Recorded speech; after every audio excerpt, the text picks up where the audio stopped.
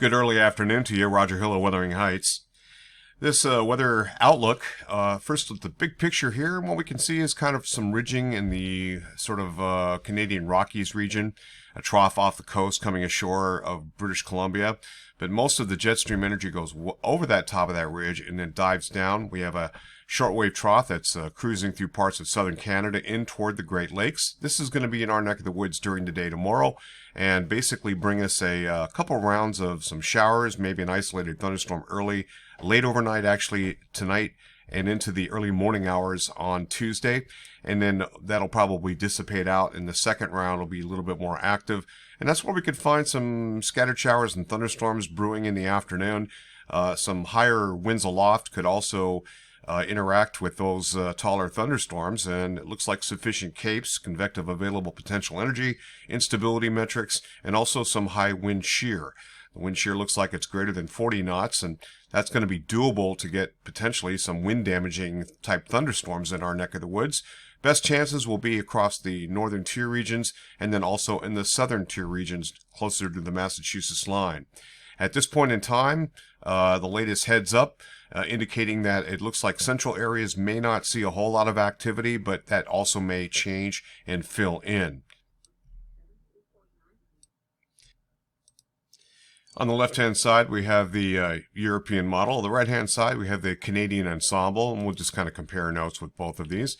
That's valid at 2 o'clock this afternoon, and we have nice ridging and dry weather that's moving on in here.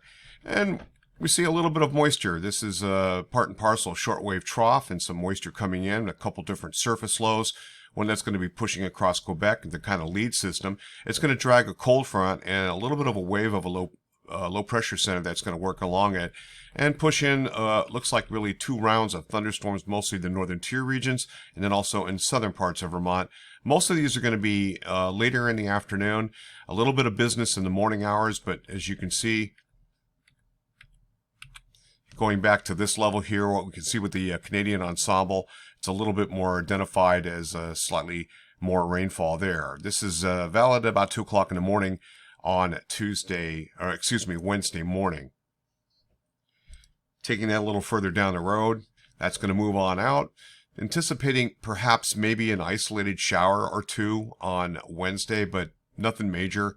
And then Thursday, we have this eruption of what will be kind of an upper level system. And the latest indications are that Thursday could activate some of these showers and thunderstorms right over the state of Vermont.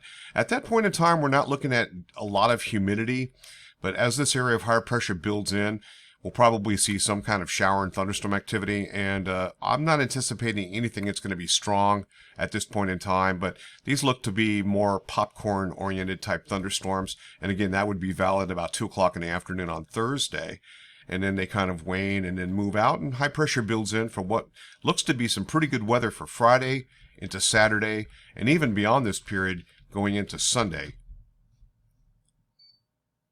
Looking at the Gfs Ensemble centered on the Montpelier grid. Here's the 3-hourly QPF, and this is our sort of morning business during the overnight period. One peak, a little bit of a lull, and then a secondary peak for those stronger thunderstorms I'm anticipating tomorrow afternoon, Tuesday afternoon. Then these looks like they dry out, and we're looking at just not very well modeled kind of stuff. Now the total QPF with all of this, not looking at a tremendous amount here. This is 0.2, 0.4 of an inch. So really we're not looking at a big rain producer here. And if anything, we're running below normal.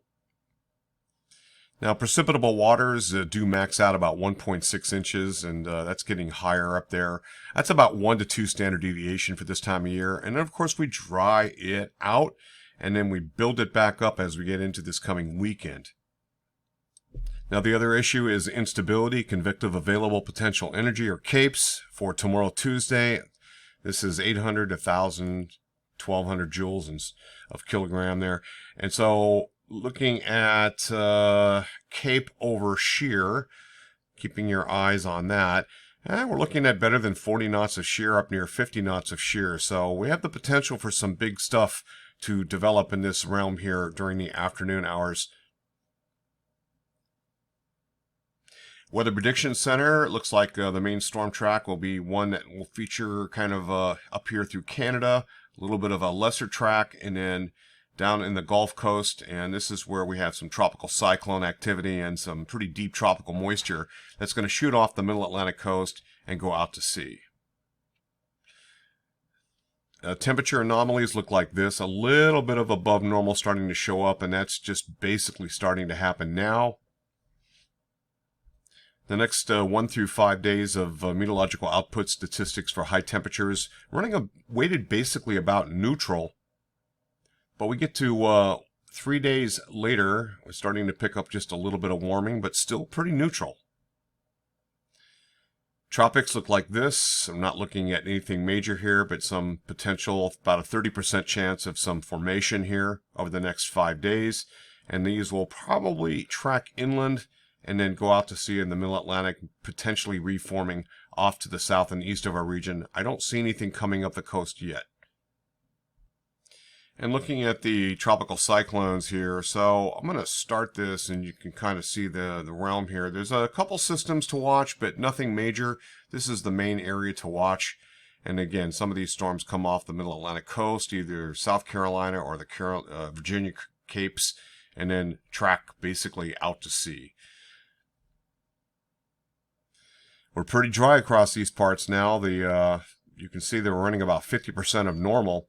And going back, you have to go back 6 months, and you can see we're all going down below the 100% line. So that means we're below normal at this point in time in terms of rainfall. And that's lowering those water tables yet again. It is summer once again with lowered water tables. Roger Hill, Wuthering Heights. Thanks for watching.